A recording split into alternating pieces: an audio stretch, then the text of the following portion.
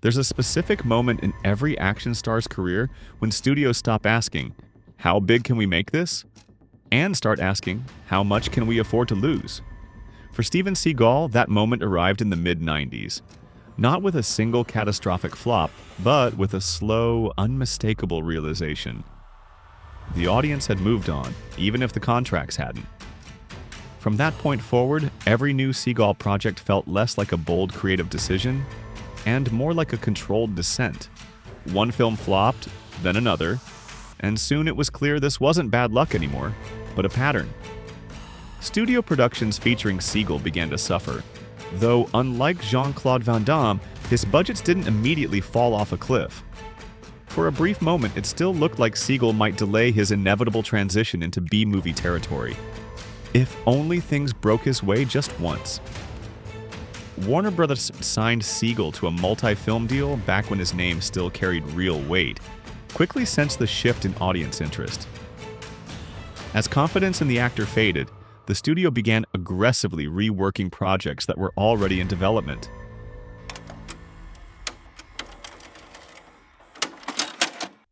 The first casualty was the action thriller The Glimmer. Originally, it was meant to be a big, expensive, slick action movie in the spirit of The Last Boy Scout. The planned budget was a hefty $75 million, firmly in the rock and face-off territory. Then reality intervened. After the disappointment of Under Siege 2 and a series of off-screen scandals surrounding Seagal's personal life, Warner suddenly decided that $75 million might be a little too much faith to place in him. Once the budget started shrinking, the dominoes fell quickly. Tommy Lee Jones exited the project almost immediately. His role was drastically reduced and handed over to Brian Cox. The script followed the same path. 2 major action sequences disappeared, along with entire storylines.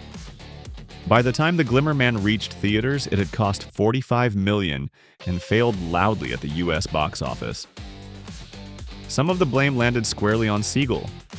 He was notorious for showing up late to set, forcing the production to rewrite scenes on the fly, just to keep the schedule from completely collapsing. At the same time, many analysts pointed fingers at the studio itself, arguing that Fear and Hesitation had turned a genuinely solid script into a painfully standard action movie.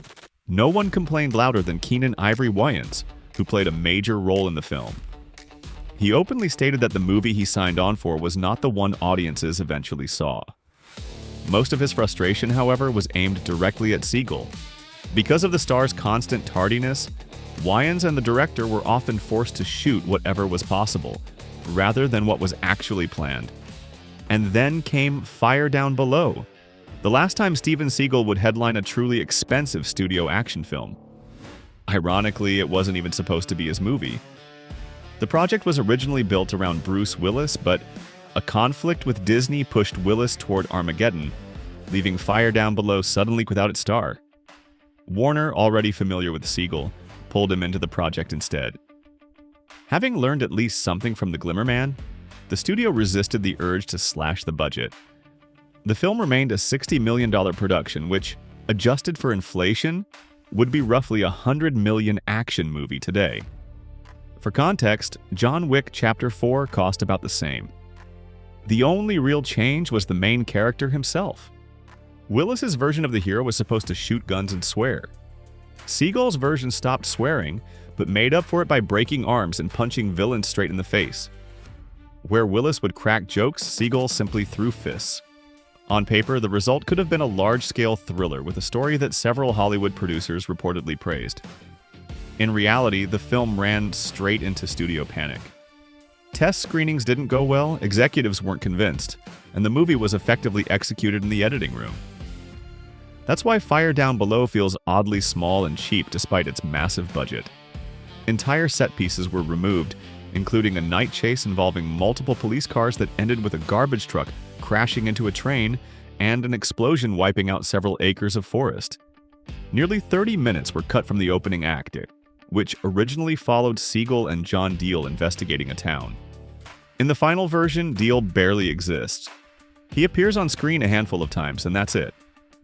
What Warner ultimately released looked nothing like a true blockbuster, even though it was priced like one.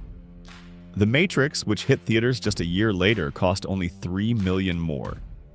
Audiences had already lost interest in Steven Seagal movies, and Fire Down Below limped to a box office total of $16 million.